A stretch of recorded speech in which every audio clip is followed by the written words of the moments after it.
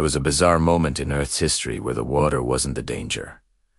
The land was. This was before dinosaurs, before giant marine reptiles, before sharks became the kings of the ocean. We're talking about the late Permian, a time where the world itself felt like a fever dream. Land was dominated by heat, droughts, poisonous air in some regions, and worst of all, hyper-evolved killing machines. If you stepped onto the ground, you were stepping into the hunting grounds of creatures that had evolved for one single purpose: predation. Their bodies were designed with long saber teeth, reinforced skulls, super-strong limbs, speed, and jaws armed with serrated knives more than teeth. These predators weren't isolated beasts.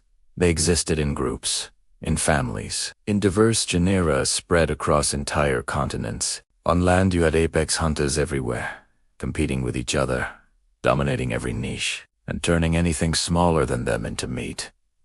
Meanwhile, in the sea, a strange emptiness. Because of previous extinction waves, massive ocean predators had been wiped out, and the marine ecosystem was recovering much slower. Ironically, jumping into water could actually improve your odds of survival. Imagine that world.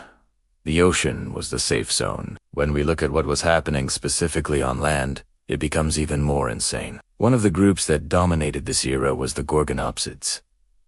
They were not dinosaurs.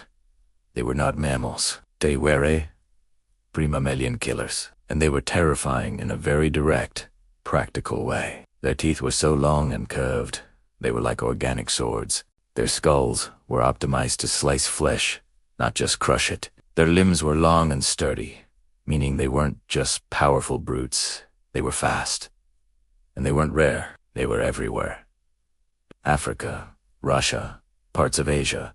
Massive territories were patrolled by these saber-toothed predators. Imagine a world where running into a tiger was normal. Now replace the tiger with an animal that is bigger than a tiger, with longer teeth and more efficient killing tools. That was land life in the late Permian, and the Gorgonopsids weren't alone. There were other groups of carnivores at the same time, equally dangerous.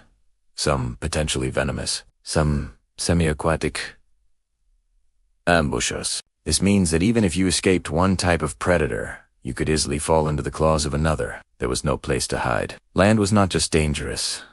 Land was designed to kill you. And even if by some miracle you managed to avoid the apex predators on land, you still had to face the terrifying reality of the environment itself. The late Permian was not like modern Earth.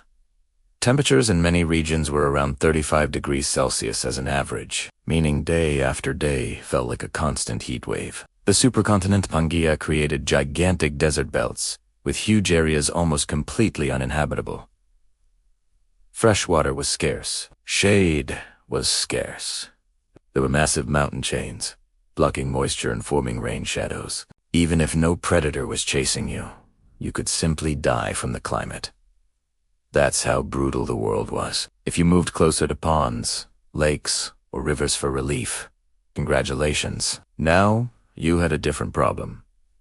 Giant amphibious ambush hunters, like 4-meter monsters hiding underwater, waiting for anything thirsty to approach the edge. They weren't picky eaters, mammal ancestors, reptiles, insects. Anything that moved was potential prey. So you had a paradox. Away from water, death by heat, or predators. Close to water, death by something waiting under the surface. Which brings us to the crucial irony.